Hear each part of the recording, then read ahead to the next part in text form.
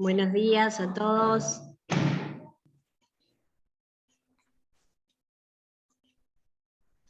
Buenos días, Rosy. Sí. ¿Sí? ¿Se escucha? Se escucha. Bien. Bueno, buen día. Buen día. Buenos días Rosa, buenos días Vladimir. Buenos días. Te damos la bienvenida a Uruguay. Gracias, es un placer. Muchísimas gracias por participar. Realmente es un honor para nosotros, bueno, contar con la presencia tanto de la colega de Rosa Quevedo como de Vladimir, bueno, en este intercambio por el Día de Concientización de la Tartamudez. Así que, bueno, la sesión va a ser grabada para después poder transmitirla en el canal de la licenciatura, porque bueno, a muchas personas por el horario transmitieron que, bueno, por el trabajo no iban a poder estar, pero tenemos muchos colegas que están interesados en escucharlos. Bueno. Les doy la bienvenida y los dejo con... Bueno, Silvia, muchas gracias. Presentación. Vamos a ver si podemos compartir pantalla. Los dos tienen el rol de coanfitrión. Bien, bueno.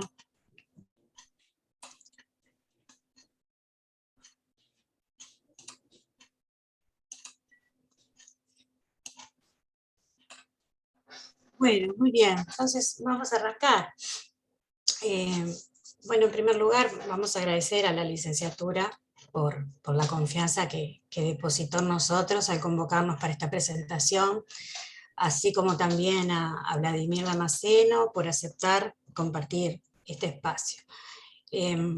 Bueno, algunos asistentes ya me conocen, pero para los que no, yo también soy egresada de UDELAR, la licenciatura que organiza esta convocatoria, y bueno, durante los años 2002 y 2003 me formé en Buenos Aires en los seminarios de tartamudez dictados por la Asociación Argentina de Tartamudez en convenio con la Universidad de Buenos Aires. Pero con los años, por afinidad de ideas, fui estableciendo vínculos con otros profesionales que se dedicaban al estudio de la tartamudez en otros países de América Latina.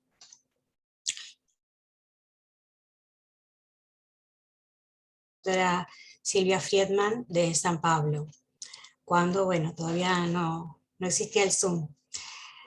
Así que voy a realizar en primer lugar una introducción al tema, y luego voy a hablar del mito de la fluidez absoluta y de sus consecuencias.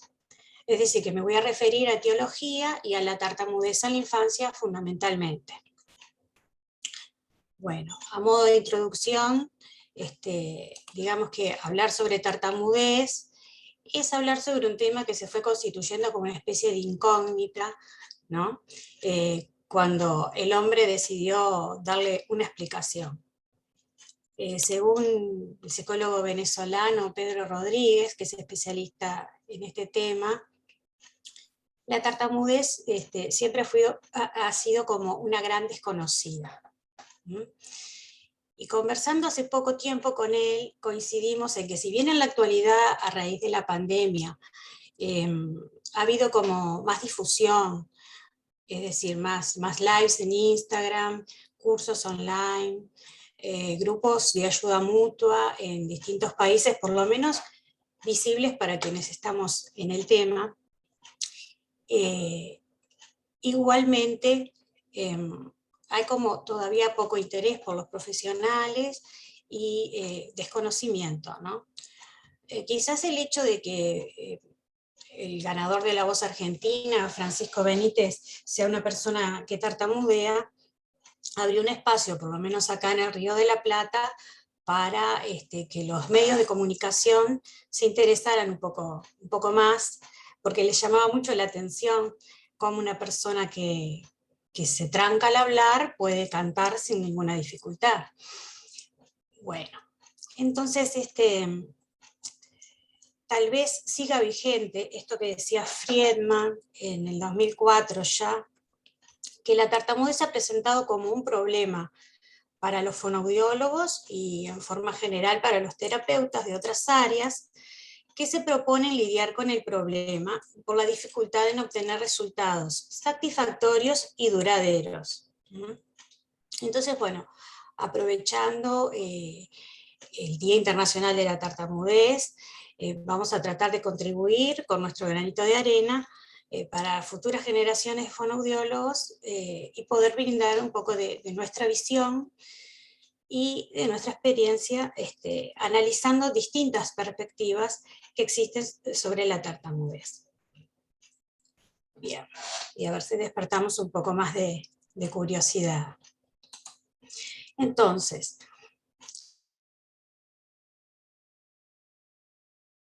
bueno, justamente que es un campo controvertido dentro de los desórdenes fonoaudiológicos, sobre el cual se han generado una gran variedad de explicaciones a lo largo del tiempo.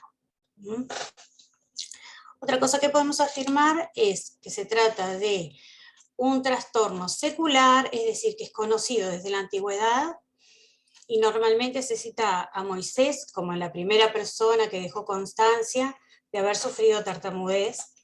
En la Biblia está en el Éxodo 4:10 que dice: Señor, yo no soy hombre de palabra fácil, aún ahora se me traba la lengua. Y después esto también fue discutido, si es que tenía tartamudez o que tenía otra cosa. Pero bueno, también podemos decir que es universal, que afecta a personas alrededor de todo el mundo, sin distinción de raza, lenguas o clases sociales. Bien. Pero ya cuando nos adentramos a definir la tartamudez, vemos que existen distintos enfoques. Dentro de la perspectiva que circunscribe la tartamudez a su manifestación externa, tenemos, por ejemplo, esta definición del doctor Herman Peters, recientemente fallecido, que es de los Países Bajos, y que dice así: la tartamudez se puede describir como un desorden en el curso fluido de los movimientos del habla que se caracteriza por interrupciones más cortas o más largas de los mismos. Esta es una definición que alude solo a los aspectos mecánicos de la tartamudez, es decir, al movimiento, pero está desligada de lo que sería el sujeto y su contexto.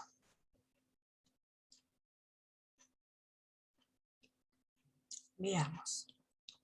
Entonces, con Vladimir, lo que nosotros tenemos en común es que en algún momento de nuestra vida fuimos atravesados por las ideas de la doctora Silvia Friedman. ¿Quién es Silvia Friedman? Bueno, es una fonoaudióloga, doctora en psicología social, que hace más de 40 años que se dedica al estudio y al tratamiento de la tartamudez. Ella fue docente de la Pontificia Universidad Católica de San Pablo y actualmente continúa atendiendo pacientes, investigando y pensando contenidos para las campañas del Día Internacional de la Tartamudez. Entonces, vamos a ver la definición de Silvia. Para ella, la tartamudez es un estado subjetivo de sufrimiento debido al modo. Tiene como efecto rupturas tensas y frecuentes de sonidos, sílabas y palabras que perturban la fluidez verbal. Bien. Entonces vemos que esta definición hace referencia a los distintos aspectos que están presentes en la tartamudez: orgánicos, psicológicos y sociales, en un movimiento de interdependencia. Entonces, lo que vemos con las definiciones es que nos permiten percibir que esto se trata de un tema complejo, de difícil consenso, y que existen acuerdos en las características observables, en lo externo, pero que existen discrepancias en cuanto a la génesis, y por ende también van a haber discrepancias en las propuestas terapéuticas.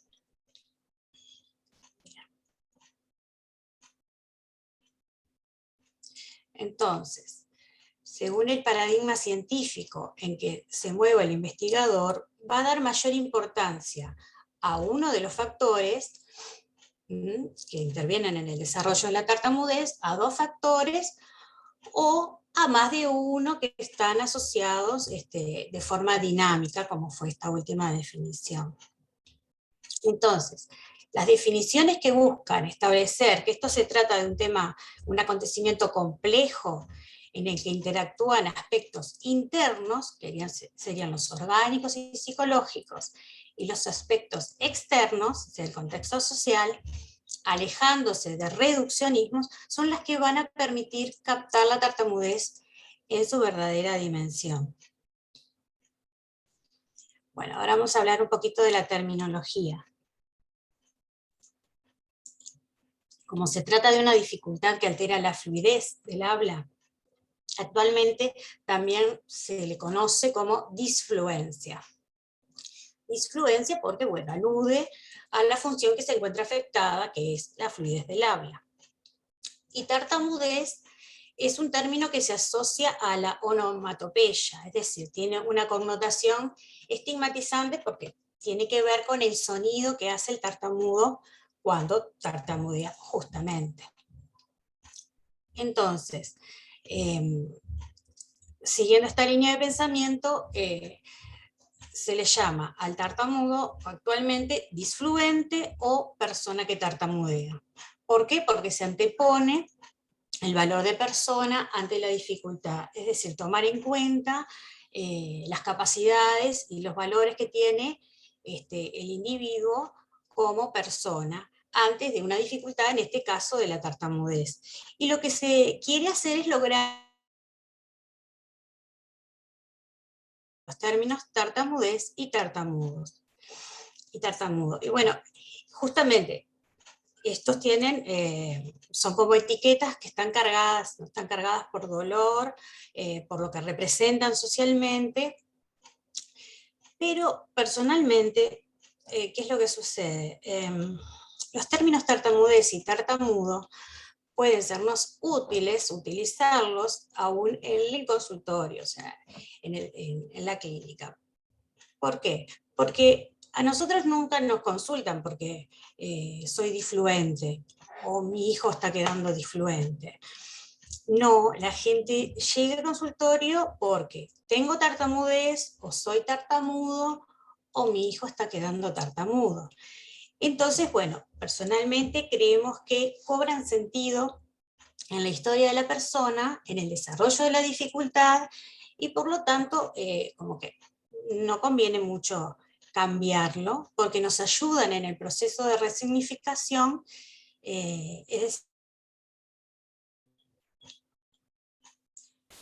bien.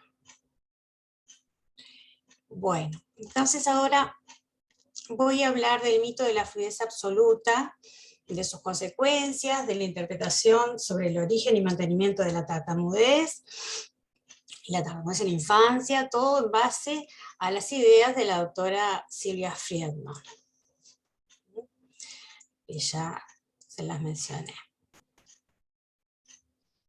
Entonces, desde hace años, los especialistas en tartamudez han desarrollado distintas propuestas terapéuticas que se van alejando en mayor o menor medida de los métodos tradicionales.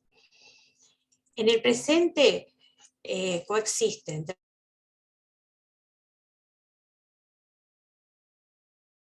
de habla fluida para compensar la dificultad, y existen otros que tienden a facilitar que el paciente se libere de la necesidad de control para hablar de manera fluida y llegar a la superación de la dificultad.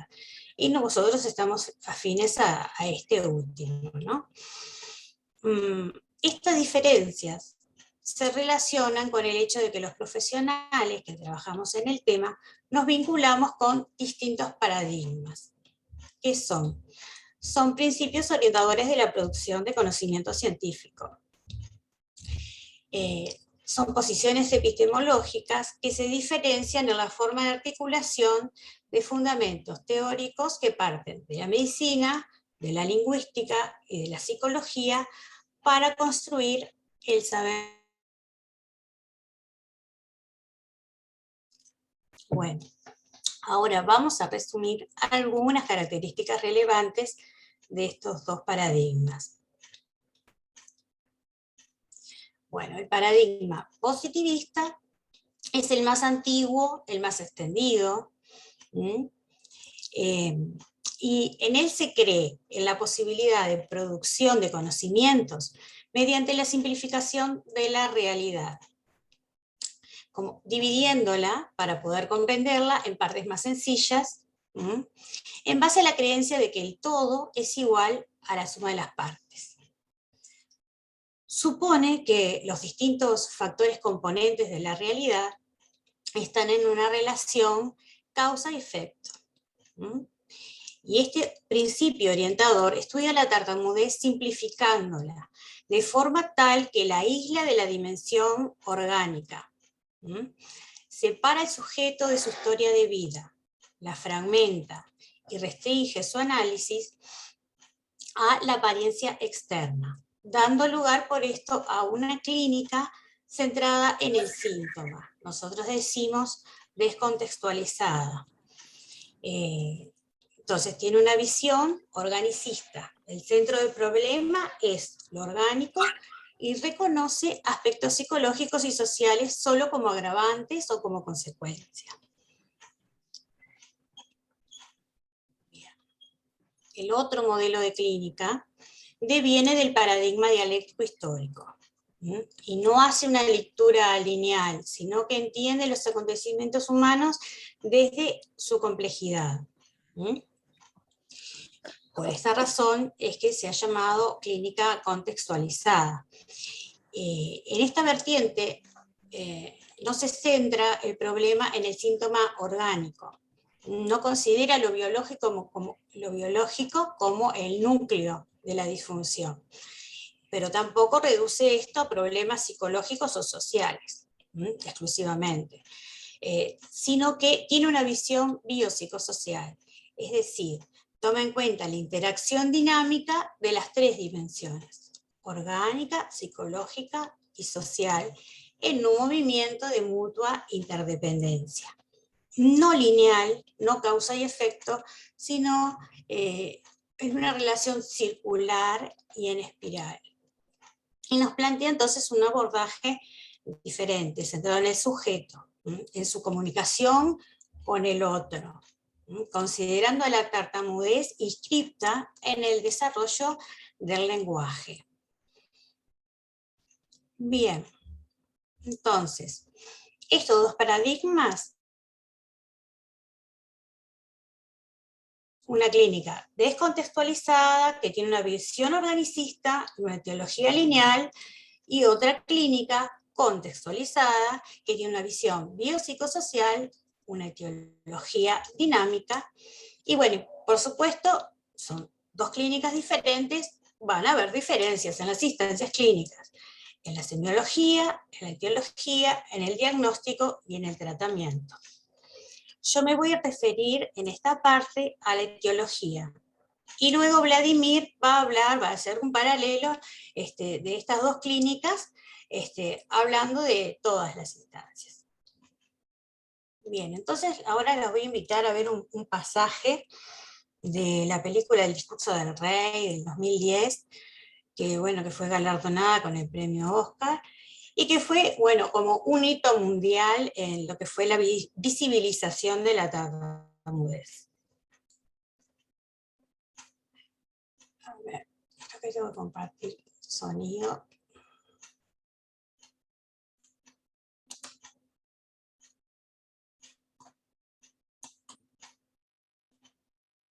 Ustedes me dirán si se oye. ¿Cuándo comenzó el tartamudeo? Siempre he sido así. Lo dudo. ¡No! Me diga, es mi tartamudeo. Es mi campo. Le aseguro que ningún niño comienza a hablar tartamudeando. ¿Cuándo comenzó usted? A los 4 o 5. Es común. Eso me han dicho. No puedo recordar no hacerlo.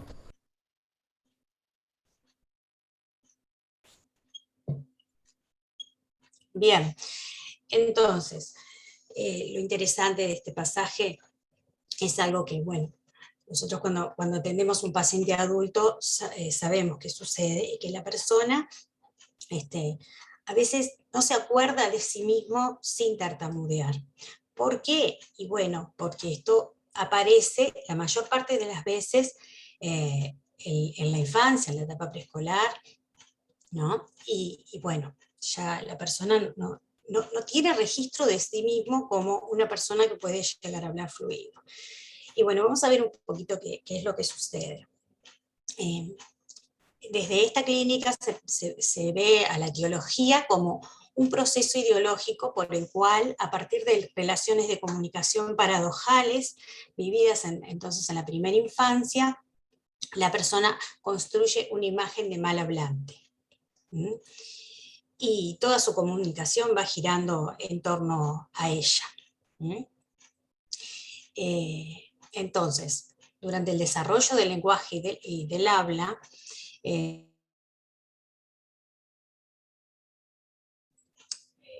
no tienen un límite muy definido entre ellas, pero que todos los fonobiólogos conocemos, es un proceso complejo, y alrededor de los 2 años el niño comienza a construir frases cada vez más largas y más complejas. A través del habla el niño puede satisfacer sus necesidades, pero el niño no tiene conciencia, obviamente, de cómo lo hace. ¿Ah? Bien. Todos los fonoaudiólogos sabemos que los niños pasan por periodos de lo que se llama tartamudez fisiológica o evolutiva. Es decir, periodos en que hay mayor cantidad de repeticiones, vacilaciones, sonidos prolongados. Bien. Entonces el tartamudeo o las disfluencias, que son estas, ¿no?, que acabo de nombrar, son esperables, son propias del desarrollo del habla. Los niños disfluyen, es decir, que la presencia de estas inestabilidades en la fluencia son esperables, pero tampoco constituyen algo que solamente pasa en los niños, ¿verdad? También los adultos tenemos disfluencias que son parte integrante de la fluidez de nuestra habla. Entonces vamos a ver de qué se trata fluir y disfluir, con qué se vinculan. Bien, entonces, fluir y disfluir están en relación con la organización discursiva, es decir, la facilidad de expresar palabras, de expresar nuestros pensamientos de manera más o menos continua. Y esto puede variar de acuerdo a cada individuo. También se relaciona con los movimientos fonoarticulatorios, pues se trata de los movimientos más finos de nuestro cuerpo, y estos pueden presentar eventualmente algunas fallas. También se relaciona con los pensamientos, los sentimientos, las sensaciones corporales, que como las emociones pueden provocar cambios en el tono muscular. Y esto puede ocasionar incoordinaciones en la actividad motora. Y también se relaciona el fluir y el disfluir con el contexto, es decir, con la familiaridad o no que exista en relación a un tema de conversación o a los interlocutores. Eso puede provocar también algunos quiebres en la fluidez en determinada situación. Y bueno, todos estos aspectos se asocian a su vez unos con otros, ¿verdad? Entonces, ¿qué sucede con la fluidez en los niños? Bueno, los niños al organizar interiormente lo que quieren decir, pueden producirse pequeños conflictos al momento de encontrar en la etapa de adquisición del lenguaje. al ejecutar los movimientos fonoarticulatorios, bueno, también se pueden producir pequeñas incoordinaciones, también puede estar todavía el niño en el periodo de dislalias fisiológicas. Bien. En los niños también hay una mayor incidencia de la esfera afectiva y de sus sentimientos. Esto aumenta la probabilidad de desorganización de esa actividad articulatoria. Y el entorno en el que crece el niño también es muy importante, o sea, lo que nosotros decíamos, el contexto que influye. Porque, bueno, puede vivir situaciones de comunicación, más o menos novedosas, es decir, más o menos estimulantes de ese lenguaje, o más o menos saludables, dependiendo de la familia donde crezca el niño, ¿no? No es lo mismo que hayan situaciones de violencia o no, de adicciones o no, o sea, una familia funcional, bien. Entonces, hay momentos en que las disfluencias también pueden aumentar, y aumentan ante demandas de diferente tipo. Por ejemplo, demandas o exigencias de tipo lingüística, cuando se fomenta al niño que incorpore palabras o frases más complejas para su edad. Esto muchas veces sucede, y muchas veces sucede en familias de profesionales, donde hay mucho interés en ese desarrollo del lenguaje. También pueden haber demandas de tipo motor, cuando al niño se le da un modelo, ¿no?, de velocidad demasiado rápido, o se le pide que hable más rápido. Y otras de tipo emotivas, que están relacionadas a acontecimientos repentinos o cualquier otra situación que al niño le cause una cierta incertidumbre. Por ejemplo, el nacimiento de un hermanito, el ingreso al jardín de infantes o a la escuela, o sea, situaciones que están presentes en casi todas las infancias, ¿no?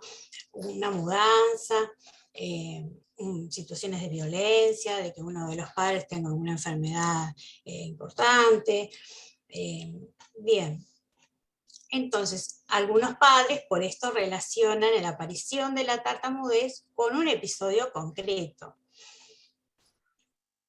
Entonces, como vemos, el disfluir es absolutamente normal, es esperable en los niños, es un acontecimiento normal. Sin embargo, esta característica, la interpretación del disfluir puede ser negativa. Entonces, cuando un niño habla con repeticiones, vacilaciones o prolongaciones, por ejemplo, que quiero jugar, ¿no? Estas que están aquí, es mío, ya voy. ¿Qué pasa? Genera condiciones para que los miembros de su entorno cercano, los padres, los familiares o los maestros, llevados por la creencia popular de que el tartamudeo en los niños necesita ser corregido, expresen la no aceptación de las formas, estas disfluentes naturales del habla infantil.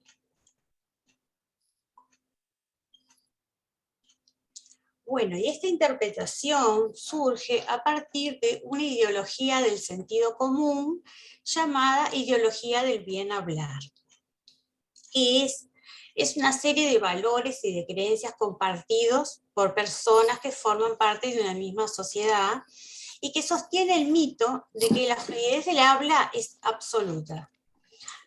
Los hablantes no presentaríamos disfluencias o estas pueden aparecer muy esporádicamente. Bien. ¿Cuál es la realidad? La realidad es que la fluidez no es completa. La fluidez y la disfluencia no se oponen. La fluidez incluye disfluencias y la disfluencia en realidad no es un problema. Entonces, cuando los adultos creen que disfluir constituye un peligro para la adecuada adquisición del habla, intentan ayudar al niño. ¿Para qué? Para que hable de corrido. y por esta razón surgen distintas reacciones de no aceptación, que pueden ser de dos tipos. Las reacciones de no aceptación pueden ser verbales, por ejemplo, cuando se le dice al niño, habla con calma, pará, pensá y vuelve a empezar, respirá y después hablás. O no verbales, como el rostro de preocupación, un ademán de que se tiene que apurar, o desviar la mirada, o darse vuelta directamente. Muy importante tener en cuenta esto de las reacciones no verbales, porque bueno, hoy en día, con internet, la gente cuando consulta, cuando llega al consultorio, ya ha revisado a ver qué es lo que tiene que hacer, qué es la tartamudez, buscan. Nosotros no le decimos nada al niño, pero acá no se trata solamente de lo que uno le diga, también el rostro, la cara que nosotros ponemos puede reflejar, ¿no? La preocupación que tienen los papás, y el niño eso también lo lee. Entonces, de esta forma, ¿qué es lo que sucede? El niño queda atrapado en una situación paradojal. ¿Qué quiere decir esto? Bueno, el niño vive una etapa de dependencia física y psicológica respecto de sus referentes cercanos, ¿no? En este contexto al niño se le dice habla, pero acompañado de un pedido. Habla con calma. Es un pedido que no puede cumplir el niño. Entonces, este patrón de comunicación paradojal se transforma en un círculo vicioso. Cuanto más intenta interferir con su patrón de habla espontáneo, menos lo consigue, suscitando nuevamente desaprobación de los padres. Hay un micrófono abierto, le diría por favor si lo pueden apagar.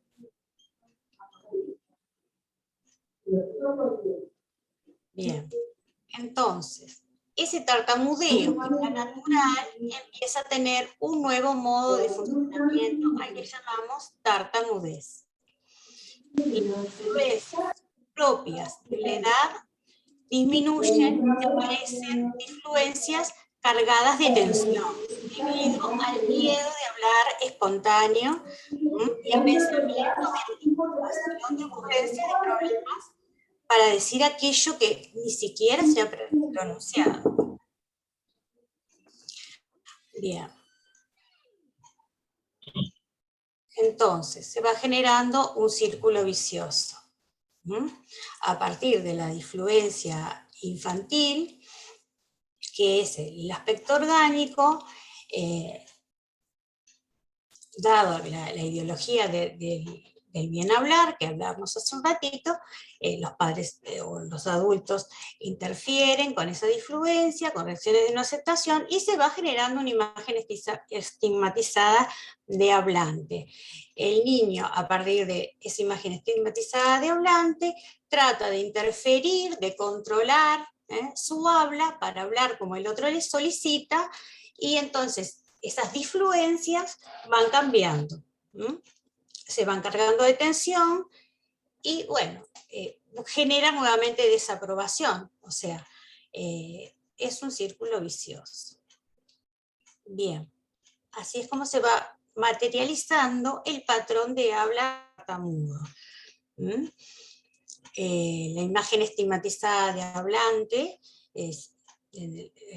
se encuentra en la subjetividad, no lo pueden captar los estudios y de imágenes, ¿no? Y genera una habla tensa. O sea, esta es la relación entre subjetividad y objetividad. Ahora Vladimir va a hablar un poco más sobre esta imagen estigmatizada de hablante. Bien, yo iba a hablar solamente de teología, pero quiero hablar un poquitito sobre también sobre tratamiento. Creo que tenemos tiempo. Entonces, el modelo positivista da lugar a esta clínica descontextualizada que hablamos al comienzo. Y lo que proponen son técnicas orientadas al síntoma. Todas sabemos que siempre se nos enseñó, ¿no?, que había que hacer ejercicios de relajación, de respiración, rítmicos, de evocación de palabras, hacer leer al paciente lentamente, silabeando, junto con el terapeuta, otros ejercicios de palabras elásticas, gestos de regulación, de ataque expirado. Bien, y ahora con una nueva nomenclatura, bueno, inicio suave, fonación continuada y cancelación. O sea, procedimientos que se llaman procedimientos de habla fluida. Pero estas técnicas orientadas al síntoma, lo que crea es un efecto de distracción. Es decir, el paciente está distraído de todos los aspectos subjetivos que mueven a la tartamudez. Entonces, lo que logran es una cierta fluidez durante un rato, por estímulo de esta situación artificial que nosotros creamos. Pero una vez que el paciente cruza la puerta del consultorio, vuelve al patrón habitual de habla. ¿Por qué? Porque todas estas técnicas lo que hacen es reproducir la misma lógica de la tartamudez que tienen los adultos y con el tiempo la propia persona que tartamudea. ¿Y cuál es esa lógica? Bueno, buscar una forma o un medio por el cual el paciente pueda dejar de tartamudear. Entonces, se reproduce el mismo comportamiento de evitación y de ocultamiento de la tartamudez y no le permite al paciente salir de esta situación. El problema es justamente que tomar como objetivo disminuir la tartamudez o eliminarla, cualquiera sea el procedimiento que empleamos, se torna paradojal porque enfatiza la necesidad de control y refuerza su existencia porque no rompe con el proceso de producción de la tartamudez, sino que lo retroalimenta, le impide al paciente salir de ese proceso.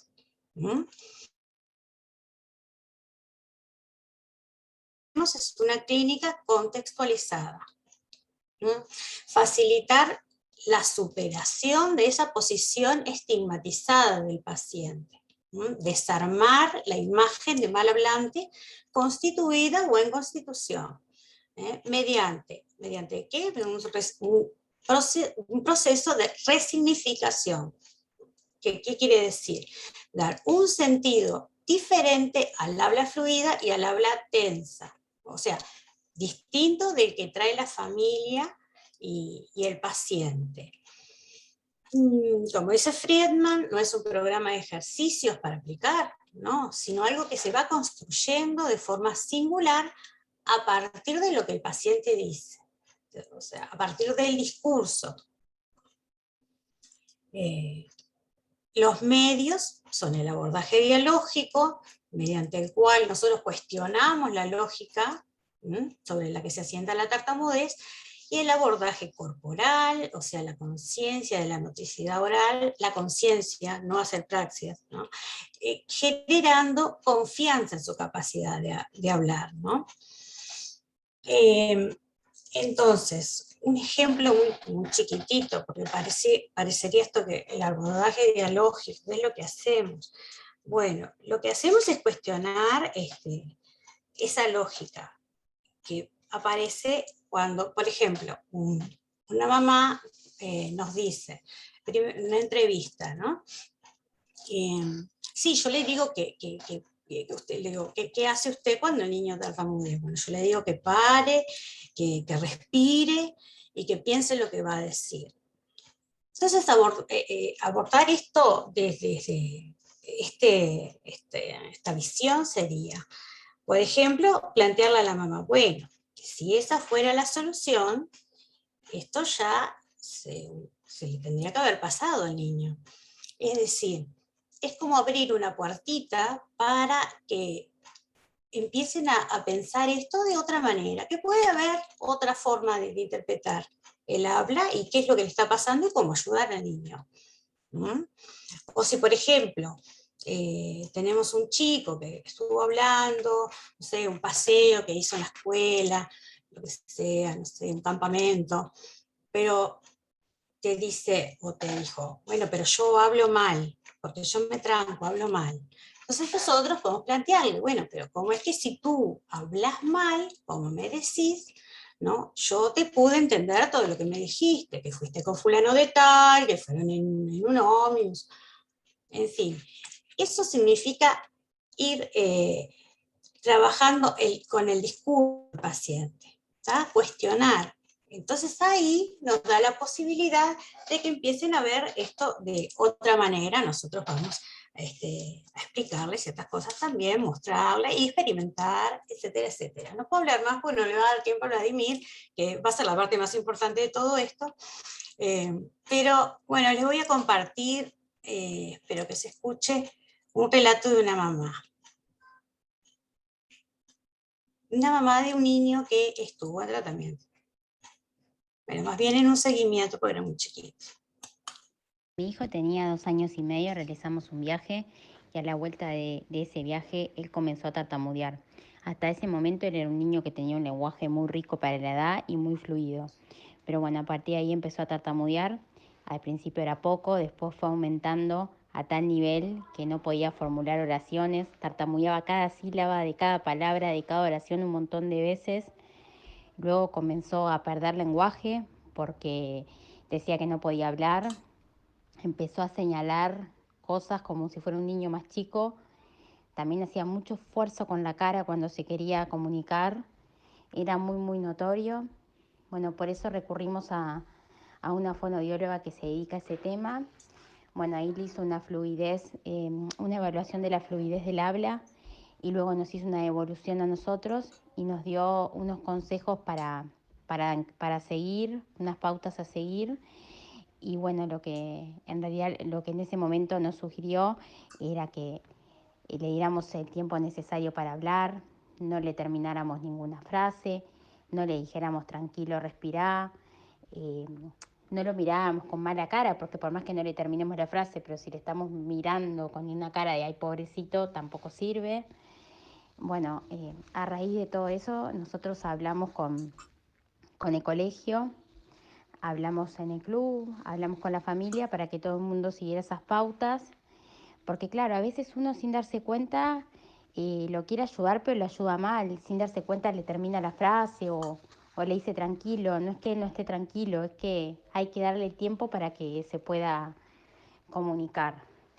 Después de eso, él tuvo varias etapas en esto. Bueno, después de eso empezó a dejar de tartamudear la sílaba y comenzó como con una especie de muletilla, que al principio la hacía bastante seguido, luego la fue haciendo al principio de la frase nada más, y nosotros siempre seguíamos, bueno, los consejos esos de darle tiempo, de no terminarle la frase ni nada.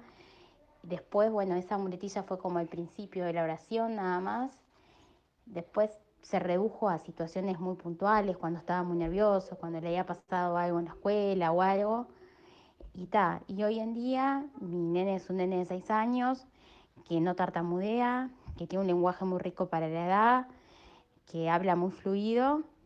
Y bueno, nada, lo que aprendimos de todo esto es que no hay que medir tiempos, no hay que estar con un cronómetro pensando cuándo se le va a ir, no hay que ponerse ansioso, hay que transmitirle a él tranquilidad, de que está todo bien, de que él está hablando bien, darle como una connotación positiva al lenguaje y no negativa, como que él lo que está haciendo lo está haciendo bien. Lo que tenemos que esperar somos nosotros y no el niño. Así que bueno, nada, esa es nuestra experiencia, espero que les sirva. Saludos. Bien.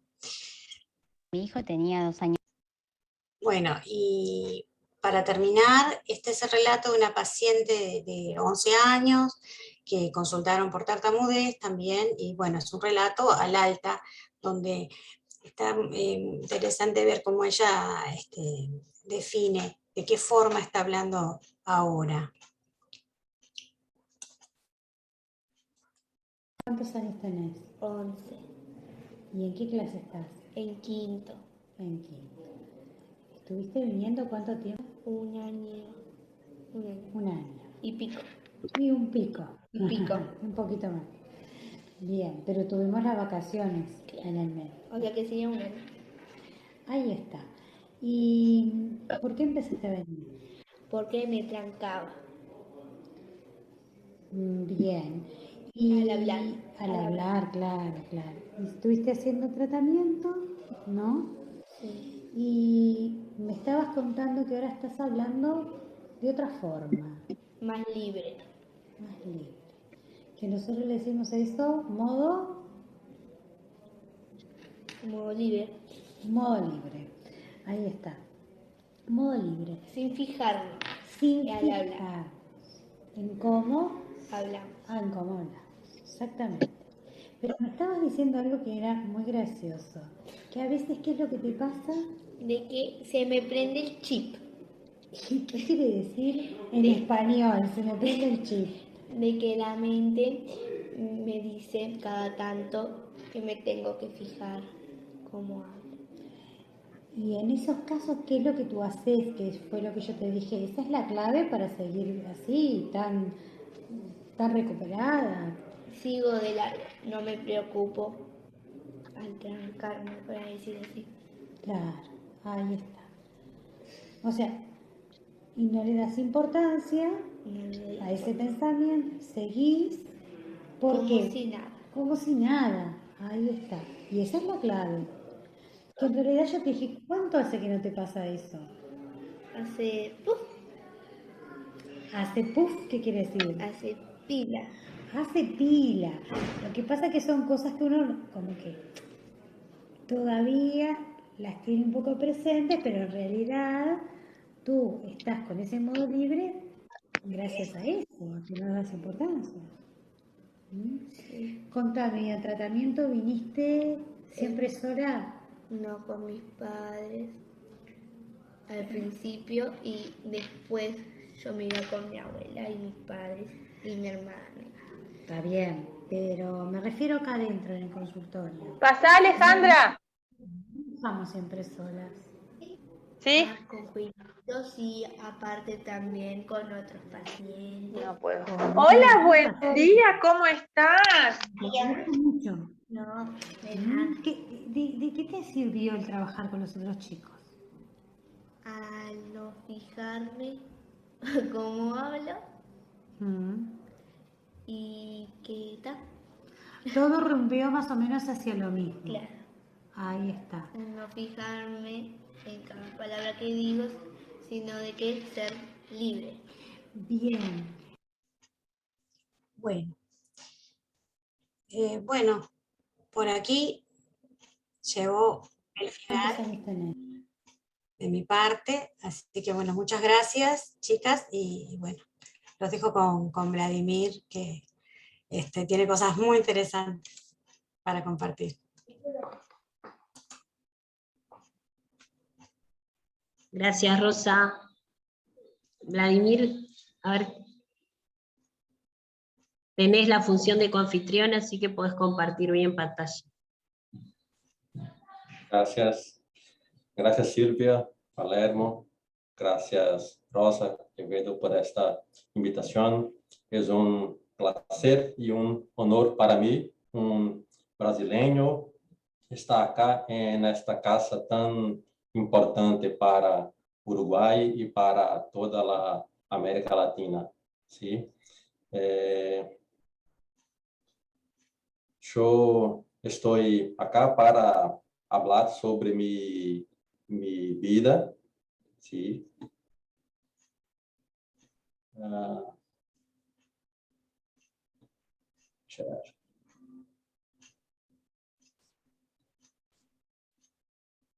Yo no hablo muy bien español. Estoy a poquito más de un año estudiando y hablando. Preparé mi presentación. Para cada diapositiva, preparé un texto específico para ella, donde voy a leer ahora para ustedes, porque si no me quedo olvidado de las palabras. Entonces, no quiero que eso ocurra, ¿sí? Entonces, para ganarmos en dinamicidad, creo que esta manera será más adecuada para ese momento, ¿vale? Entonces, les presento una otra mirada acerca de la tartamudez, la clínica fonodiológica contextualizada, desde mi historia hacia la clínica de la tartamudez. Como ustedes ya saben, mi nombre es Vladimir Damasceno, soy fonodiólogo de Brasil, tengo mestrado por la Pontificia Universidad Católica de São Paulo con Silvia Friedman, tengo un Instagram chamado Espaço Bom Falante, que es Espacio Buen Hablante, y hago parte de un grupo de fonodiólogos que se llama Gagueira y Subjetividad, que tiene un sitio www.gagueiraysubjetividade.info, ¿vale? Entonces, la forma tradicional de asumir la tartamudez es observando si la persona repite más de 3 o 4 veces una sílaba o una palabra. Acá nosotros vamos a mirar desde otro punto de vista, una visión que integra la subjetividad de la persona que tartamudea. De esa manera, vamos a poder entender el funcionamiento de la tartamudez. Miramos ese fenómeno teniendo en cuenta que hay una persona que habla con historia implicada socialmente con pensamientos, sentimientos y sensaciones. En esa diapositiva empiezo a hablar de mi historia. El primer recuerdo que tengo fue con 8 años en la escuela, cuando la maestra me pidió que leyera algo en voz alta. Fue cuando me ocurrió una traba y mis compañeros se rieron. A partir de ese momento, y empecé a tener conciencia de apodos, bromas, imitaciones, risitas, falta de paciencias, consejos, como por ejemplo, calma, respira, habla más lento, entre otros. Tengo la imagen de un familiar cerrando los ojos e inspirando profundo en señal de rechazo de mi forma de hablar. Acá en Brasil es muy habitual que los tartamudos escuchen consejos tipo calma, respira y habla más lento. Son intentos de apoyo, pero en verdad muy poco sirve de ayuda y en mucho perjudican. Todas estas situaciones se repitieron a lo largo de muchos años y yo crecí sintiendo que había un problema conmigo, con mi manera de hablar. Que yo no hablaba igual al resto de las personas y tenía que hacer algo para continuar hablando igual a los demás para no ser criticado o reprendido. Desde mis experiencias se fueron creando una duda acerca de mi articulación. Hablar deja de ser algo espontáneo. Tengo que reaccionar, tengo que luchar para hablar de una manera que no es la mía. Para eso identifiqué personas, cosas, situaciones, palabras difíciles donde podría hacer algo para no tartamudear. Para burlar a la tartamudez, fueron surgiendo las creencias de sonidos, palabras, personas, cosas, situaciones que para mí eran generadoras de tartamudez. Y que, por lo tanto, debería evitar porque para mí representaban peligro, sensación de miedo y de incertidumbre.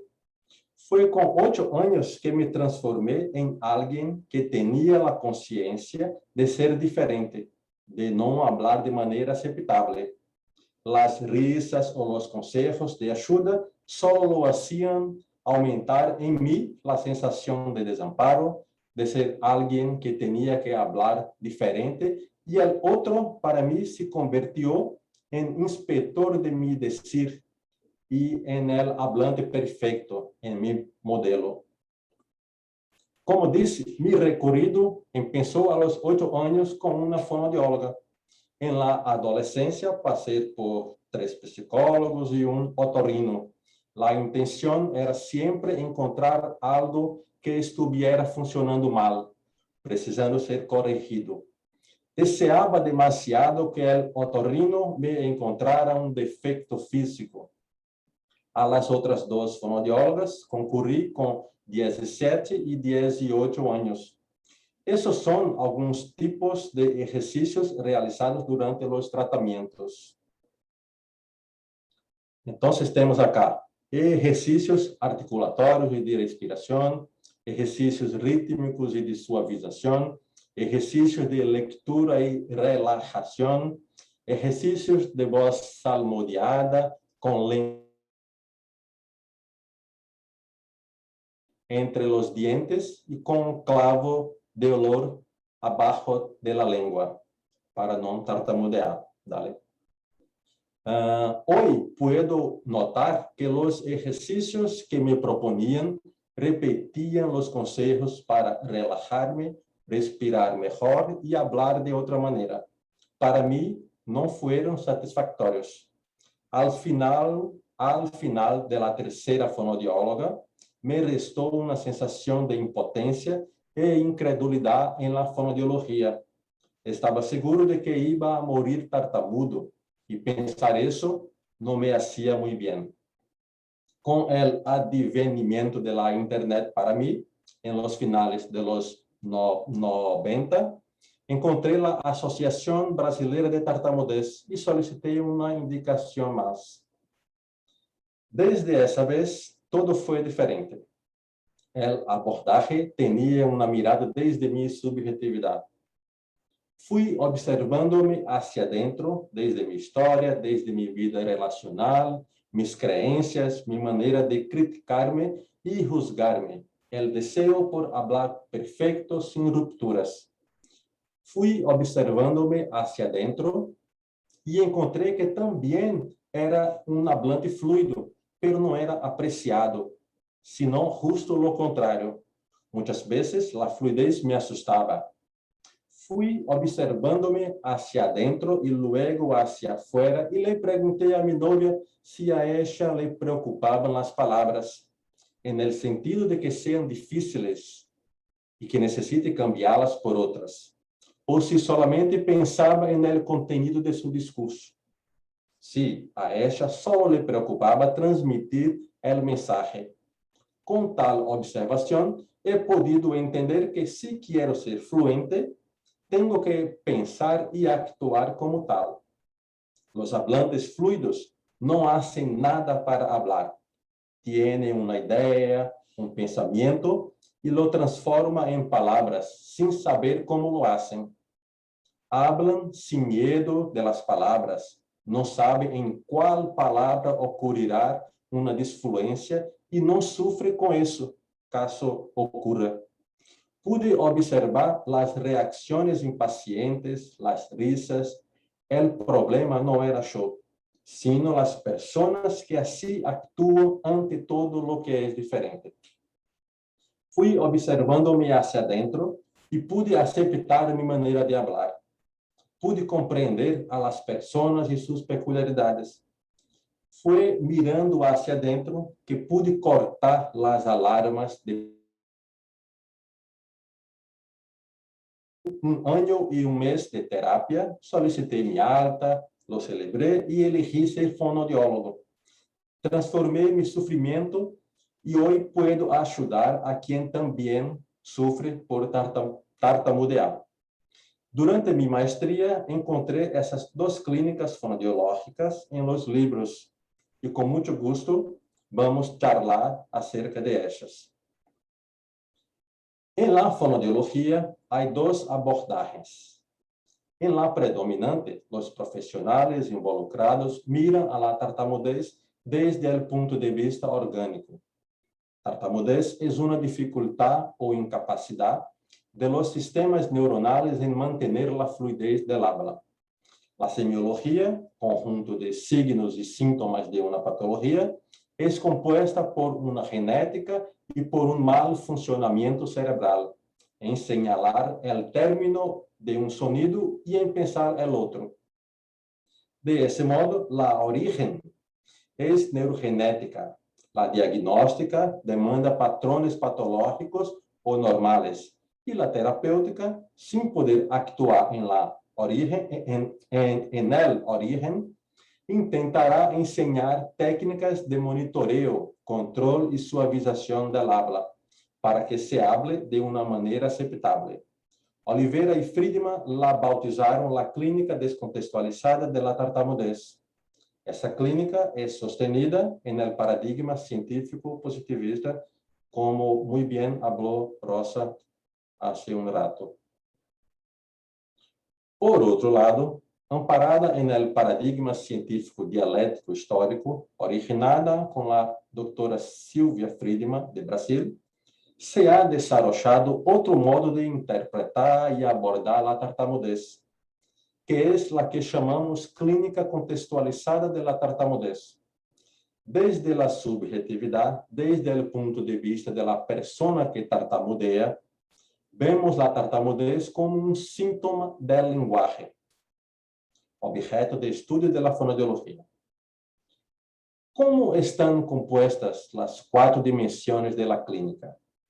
En la semiología clínica se busca desde la historia contada por el paciente una subjetividad marcada socialmente por su manera de hablar, o sea, pensamientos, sentimientos y sensaciones corporales que indican un sufrimiento para hablar, así como también se puede observar la pérdida de la espontaneidad discursiva y tensión al hablar.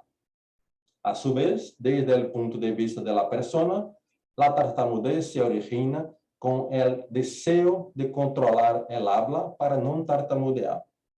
Las interacciones comunicativas, así como las mías dichas anteriormente, tienen el potencial de generar en la persona la idea de que ella tiene que hacer algo para hablar de modo aceptable. La manera de hacer eso es anticipar mentalmente en su discurso, antever alguna palabra y la reemplazar por otra que se tiene la certeza de poder pronunciar. Eso es una verdadera prisión para hablar. El contenido, el mensaje se pierde y la forma, las palabras, se ponen de relieve. El diagnóstico, como se ve, es comprendido desde la trama contada por el paciente, su historia, los relatos de sus vivencias y su modo de ser y estar antes, durante y después de las situaciones comunicativas. La propia persona se reconoce como tartamuda y sufre por eso. En consecuencia, la terapéutica se propone a resignificar el funcionamiento subjetivo y discursivo de una persona que tartamudea. Cuando vemos a una persona que tartamudea, lo que se debe destacar no es buscar fenómenos visibles o audibles en su manera de hablar. La subjetividad, la visión de sí mismo como alguien que no habla bien y la impresión de tener que hacer algo para hablar son puntos muy importantes para el diagnóstico. Con una escucha activa es posible percibir que no es siempre que tal subjetividad se manifiesta, así como no es siempre que la persona controla su habla. Muchas veces el paciente nos cuenta que también habla fluido, habla olvidado de la tartamudez, pero no comprende lo que le pasa. Es muy común delante de la fonodióloga que el paciente hable fluido, Una razón posible es que estaría con una persona comprensiva. Saber que eso puede producirse evitará la derivación al psicólogo. Además, existen personas que a sí mismas se consideran tartamudas, pero no tartamudean. Son personas que monitorean todo el tiempo su manera de hablar, pero no pueden liberarse del sufrimiento que les puede causar cualquier tipo de disfluencia. La mirada acá desarrollada comprende y acoge ese tipo de paciente también. Como he dicho al principio, la tartamudez no es solamente un sonido que se traba y que se debe corregir. La tartamudez es todo lo que se hace para no tartamudear. La propuesta acá desarrollada trata de abarcar todo ese funcionamiento. Clínica contextualizada. Se puede percibir que lo más importante no es una habla defectuosa, sino algo que lo sostiene, que pasa en la conciencia de la persona que tartamudea. Una manera peculiar de vivir el habla en algunas situaciones. ¿Y qué sería ese algo que sostiene la tartamudez? Durante el doctorado en psicología social, Friedman se dedicó a estudiar tal conciencia y consideró importante el hecho de que, sometido a ciertas condiciones, la misma persona también era fluida. Había tartamudez, pero también había fluidez. En general, las personas que tartamudean reportan que cuando el oyente no les parece alguien que les pueda etiquetar como tartamudo, hablan con fluidez. Aún más, hablar solo o con mascotas suelen ser situaciones de habla sin tartamudez.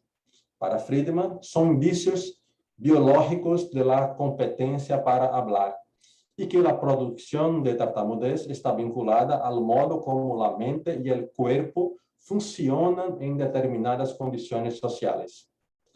Por lo tanto, Friedman identificó a partir del análisis de discursos de personas tartamudas que había algo que determinaba el movimiento de sus conciencias y el desenvolvimiento de la manifestación de la tartamudez. Doctora Silvia Friedman nombró el núcleo estructurante de la tartamudez como imagen estigmatizada de hablante.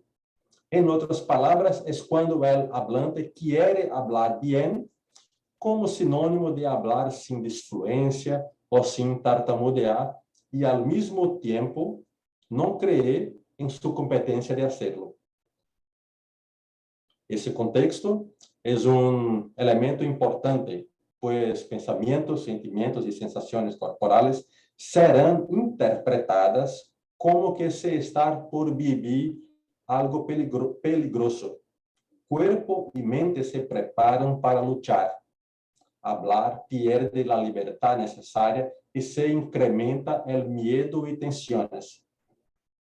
Siempre que no queremos pensar o sentir algo, tal cosa estará presente dentro de nosotros. Por ejemplo, pido un poco más de atención de ustedes y quiero que no piensen en un oso blanco.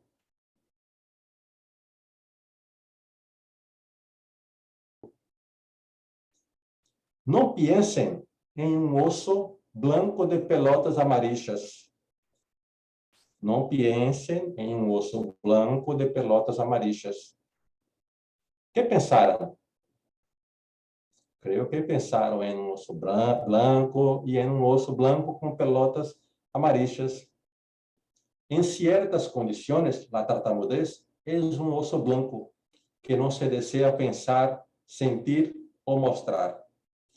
En mi presentación, pude mostrar cómo mis experiencias de vida fueron determinantes en mi manera de verme de modo estigmatizado, de ver a mis oyentes como inspectores de mi discurso y de hablar con miedo, preocupación y sin confianza.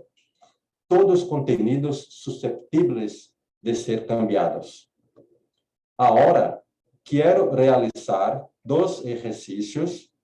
Tiene algo en el chat, yo voy a mirar. Me tengo que retirar. Ahora quiero realizar 2 ejercicios con ustedes. ¿Listas? Su jefe enfatiza y grita sistemáticamente que ustedes tumban las cosas, te pone apodos y se ríe siempre de ti. ¿Qué imagen vas a crear de ti cuando agarres una copa, por ejemplo? ¿A dónde va su mente? Puedes escribir en el chat. Tenemos 1 minuto para eso. Su jefe enfatiza y grita sistemáticamente que ustedes tumban las cosas, te pone apodos y se ríe siempre de ti. ¿Qué imagen vas a crear de ti cuando agarres una copa, por ejemplo? ¿A dónde va su mente? Tenemos 1 minuto. Puedes escribir en el chat.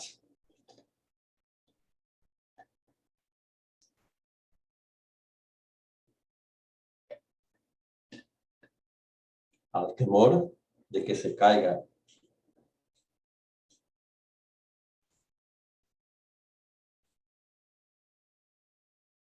Sí. ¿Alguien más? Inseguridad. Por supuesto.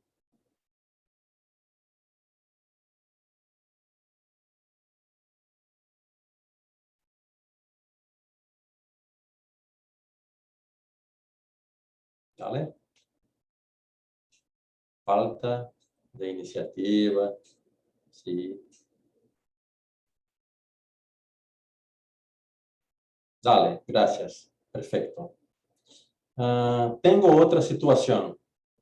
Tú estás obligada, repito, obligada a hablar español con el acento chileno. ¿Cuál será tu preocupación? ¿Hablarás con libertad? ¿Qué vas a sentir? ¿Vas a tener en tu conciencia solo el contenido de tu mensaje? ¿Qué anticiparías? Puedes escribir también en el chat. Paula nos ha dicho que no querer hacerlo me paralizo. Sí. Paula, perdón. La otra situación es, tú estás obligada a hablar español con el acento chileno. ¿Cuál será tu preocupación?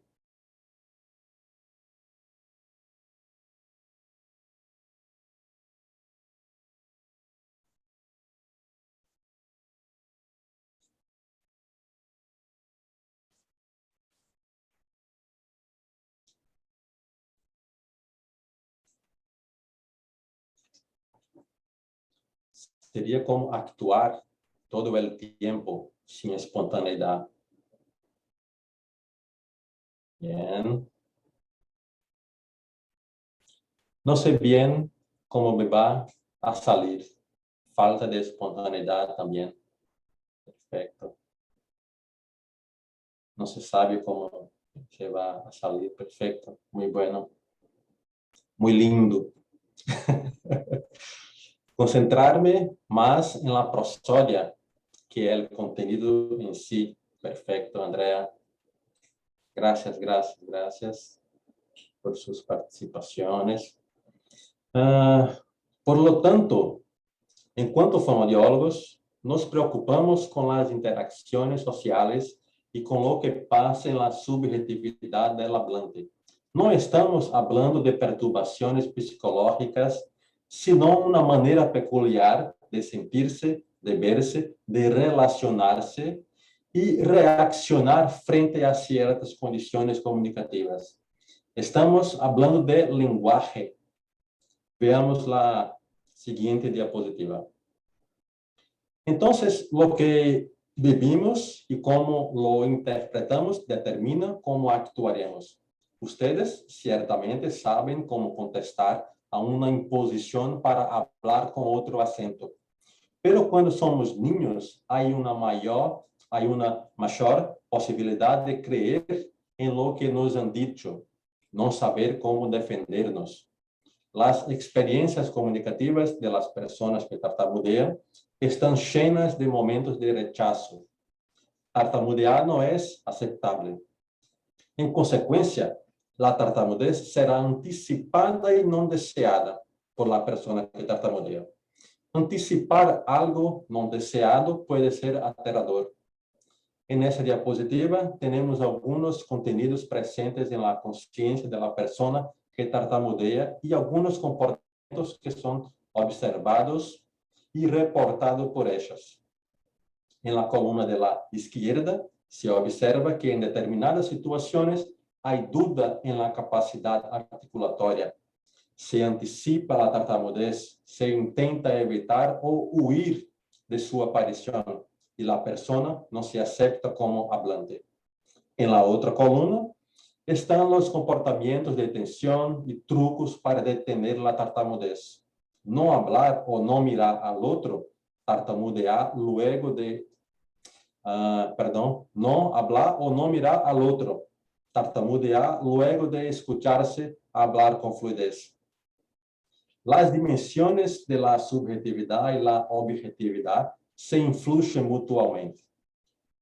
Ese conocimiento explica la aparición y desaparición de la tartamudez ante las situaciones comunicativas, bien como abre espacio para otro abordaje terapêutico, diferente del centenario tratamiento de capacitar al paciente con técnicas de control del habla, de lo que tiene que ser espontáneo. En nuestro trabajo, desarrollamos en nuestros pacientes la curiosidad en conocerse, conocer lo que pasa en su mente, cómo se manifiesta en su cuerpo y cómo reformular tal funcionamiento. Y de esa manera, poder convertirse en un buen hablante. De acuerdo con el neurocientífico Peter Levine, no hay espacio en nuestro sistema nervioso para la curiosidad y el sufrimiento. Entonces, promovemos la capacidad de nuestros pacientes de lidiar con sus pensamientos, sentimientos y sensaciones corporales. Creamos la posibilidad de que ellos desarrollen la capacidad de sentir y de reconocer su perfecta conciencia articulatoria. Y con eso pasen a aceptar que sí se puede tartamudear, que eso es humano, no es feo ni prohibido. De esa manera estarán con mejor equipaje para contestar a las indicaciones de los otros y para hablar con paz y libertad. En la objetividad se puede ver la aparición de nuevos comportamientos, el permiso para tartamudear, de hablar sin buscar palabras difíciles, capacidad de retomar la fluidez después de tartamudear, entre otros cambios en la vida. Les invito ahora a asistir a un video de 5 minutos con legenda en español. Es un relato de un paciente que ha vivido un proceso terapéutico contextualizado. El video no tiene la intención de mostrar fluidez o no en su manera de hablar, sino los cambios promovidos en su subjetividad. Vamos a ver si yo logro acá.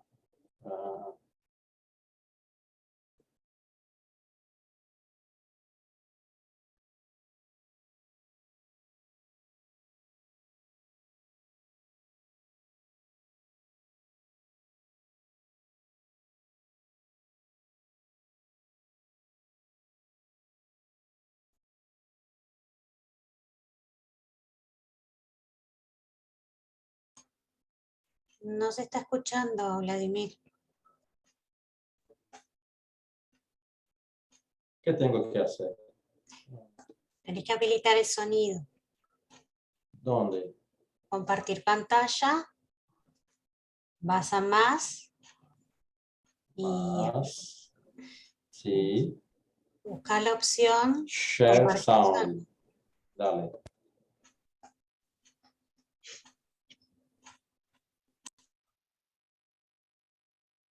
No início, a sensação que eu tinha é que a totalidade da minha vida era gagueira, era gagueira, era gagueira.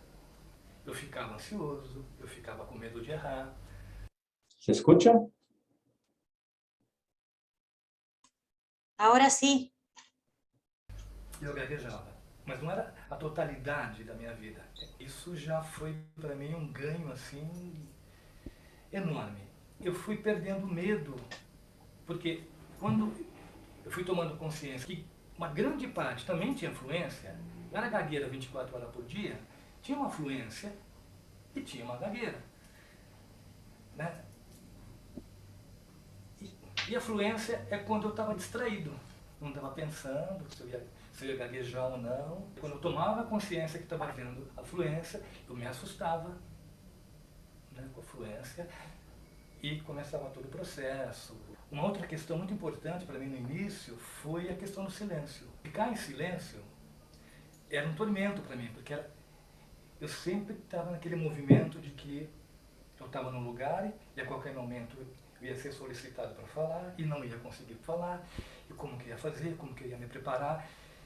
Né? Quer dizer, antes de alguém até falar alguma coisa comigo, eu já estava num estado de tensão muito grande. Quando eu descobri que, nossa, eu podia ficar em silêncio, eu não podia ficar não precisava ficar sofrendo, isso me deu uma paz muito grande. Eu não preciso ficar me forçando a falar para provar que eu posso. Com a crença de que eu não iria conseguir falar. Eu tinha muitos movimentos, né? Esse era um movimento, né? Eu ia falar, eu respirava, eu inspirava, né? Se eu inspiro é um movimento contrário da fala, né? Eu ficava nervoso e me preparava, porque a maioria eram movimentos contrários do processo de fala. Eu acho que essa sensação de que eu posso gaguejar, eu tenho direito de gaguejar, eu acho que isso foi uma grande liberdade para mim. Então acho que eu fui perdendo medo, eu fui perdendo a vergonha.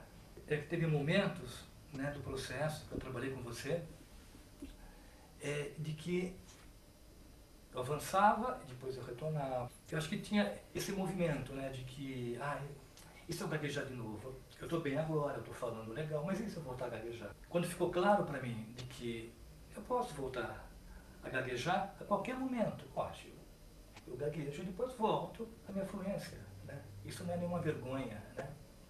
Eu acho que isso foi me fortalecendo. Olhar para fora da gagueira, olhar para um outro lado. Né? A gagueira não é uma coisa feia, a gagueira não é uma coisa horrível, a gagueira é um momento. Aquilo foi ficando dentro de um contexto para mim.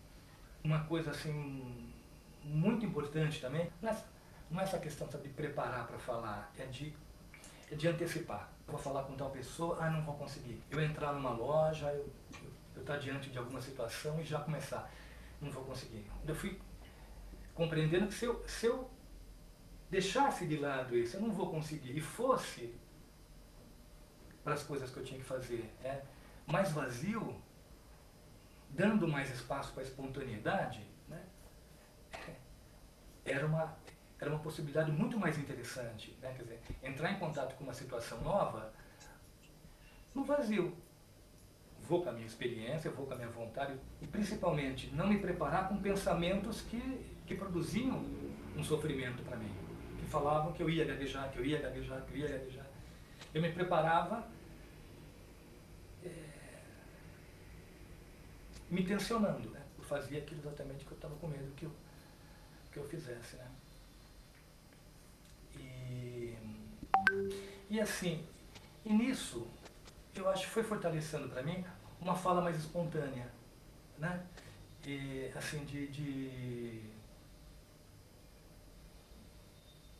eu posso, num período que eu estou falando, ficar em silêncio, que eu posso falar uma ideia que me veio, que eu não tinha pensado, quer dizer, foi fortalecendo uma espontaneidade da minha fala, né? Uma crença da minha fala.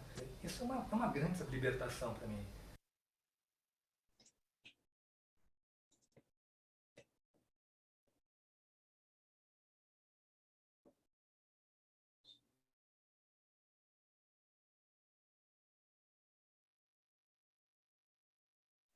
Me acerco al final con esa definición mía de lo que es, lo que no es la tartamudez. Tartamudez no es la dificultad en mantener el habla fluida, sino la alarma vivida en el cuerpo y en la mente por tener la seguridad de que se va a tartamudear. La fluidez ya está ahí. Los hablantes tartamudos también hablan con fluidez. No es algo que tiene que ser aprendido. No, no es. Y si de todo lo que yo he dicho acá no tiene sentido para usted, les dejo con la poesía de Emiliano Branchiari.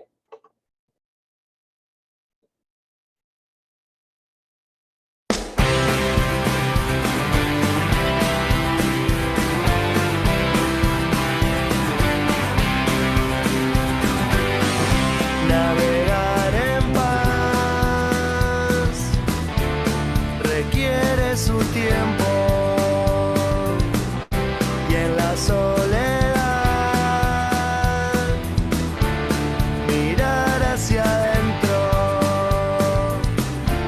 se curan heridas, se encuentran salidas en la oscuridad. En ese momento, si se rema más, se viaja más lento. Si nada mejora, no pasan las horas.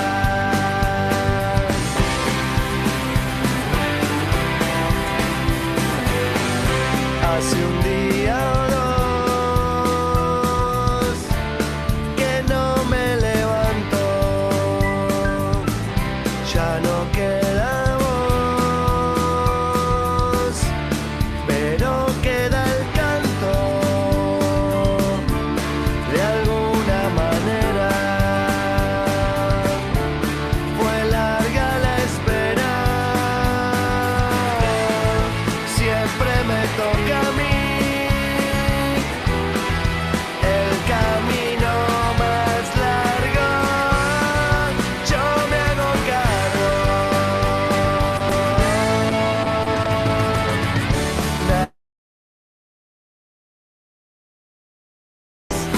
Requiere su tiempo, y en la soledad mirar hacia adentro se curan heridas, se encuentran salidas en la oscuridad. En ese momento, si se rema más, se viaja más lento. Hace un día o dos que no me levanto, ya no queda voz, pero queda el canto.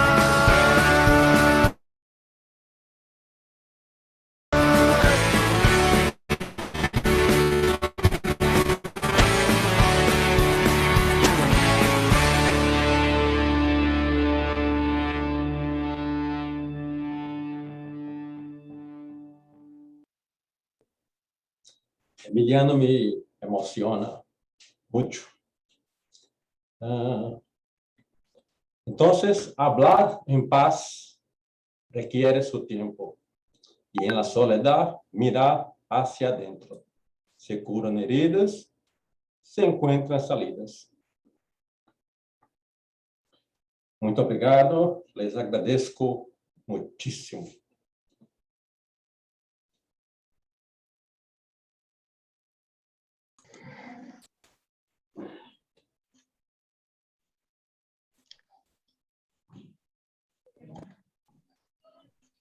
Bueno, muchísimas gracias, Vladimir y Rosa. Realmente una exposición muy clara, muy rica y también muy sensibilizada, ¿no?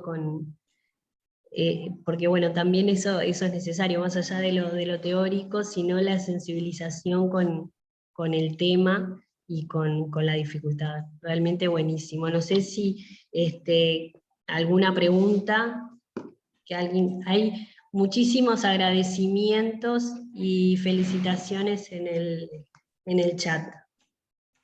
¿Sí? Excelente, muchas gracias. También tenemos en el canal muchos deditos para arriba.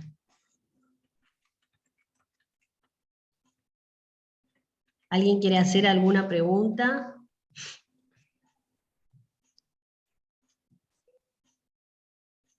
Yo simplemente agradecer a los que se hicieron un tiempito, ¿no?, para estar esta mañana compartiendo sobre este tema, que bueno, como que no comunica mucho en general, pero bueno, aprovechamos el Día Internacional, que es ahora el 22, y bueno, a ver, esperemos que les haya servido un poco todo lo que tratamos de transmitir con Vladimir, que bueno, como les dije, compartimos la misma visión de la tartamudez desde hace unos años ya.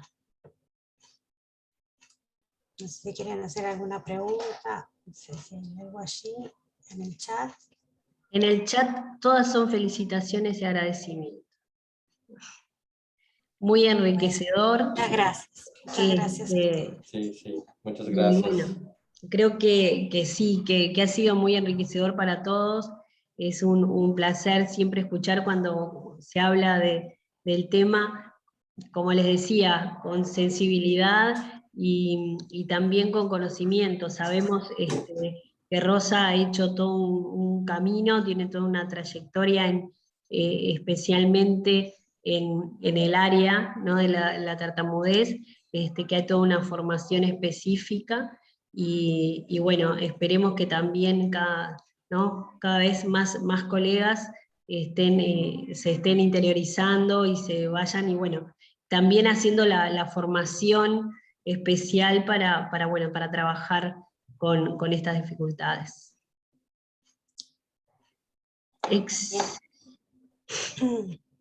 Hay una pregunta, Vladimir. Sí. Vladimir, ¿existe un programa o una aplicación para celular, SpeechShamer? ¿Qué opinan sobre esta aplicación? ¿Qué es esa aplicación? Yo no conozco. Yo conozco una aplicación, un aparato que se pone en el oído y se puede escucharse con un delay, con un atraso, ¿sí? Yo hablo y yo me escucho con milisegundos de atraso.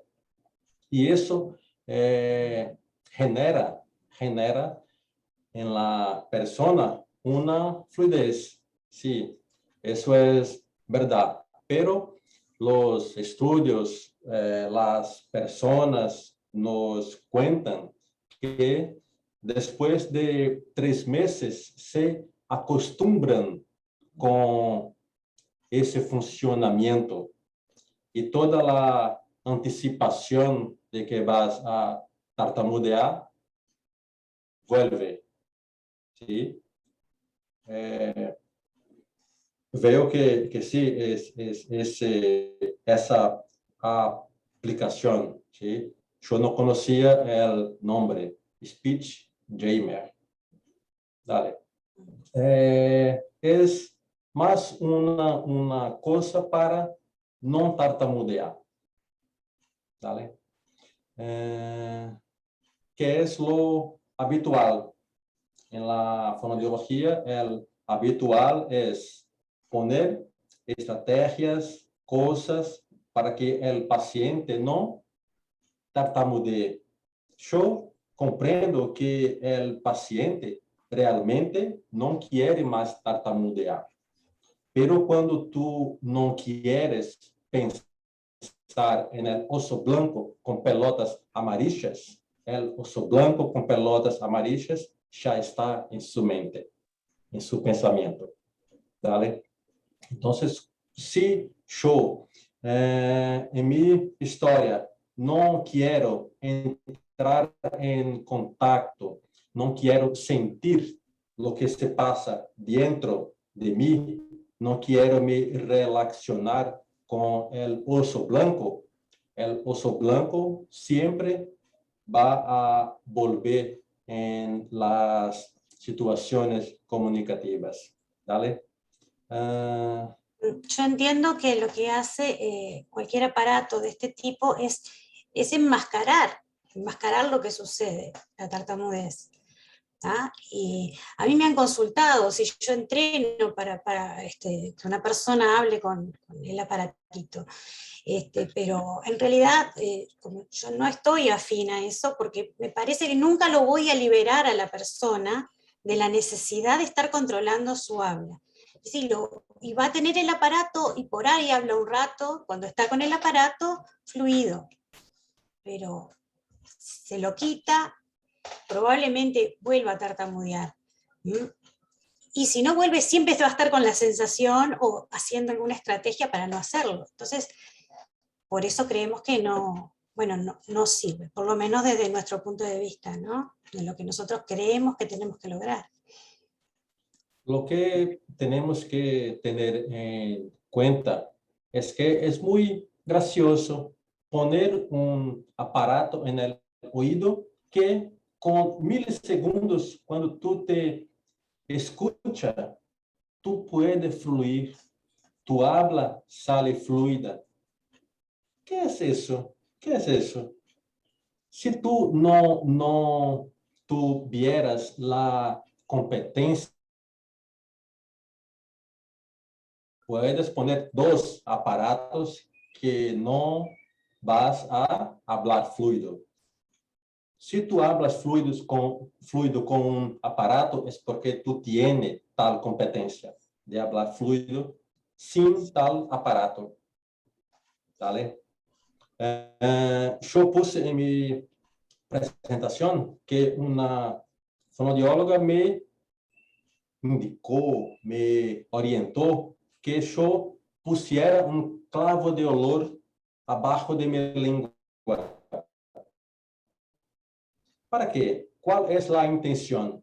Para que yo ponga mi atención en el clavo y no en mi habla. ¿Vale? Entonces, olvidado de mi habla, que yo pueda hablar con fluidez. Tiene la misma función de esa aplicación, de esa aplicación. No sé si es masculino o femenino, ¿dale? Esa es femenina, esa aplicación. Esa. Acá es masculino, ese aplicativo. Bueno. Sí. Muchas gracias. Gracias. No. Bueno, si no hay más preguntas, nada más que agradecerles a todos los que se conectaron, especialmente a Vladimir y a Rosa, que bueno, que se dieron su tiempo y su energía para prepararnos y dejarnos este material. Así que muchísimas gracias y bueno, los esperamos en cualquier momento. Bueno, gracias, Silvia. Gracias, Rosa. Chao, chao. Gracias. Chao. Adiós. A todas que nos escucharon.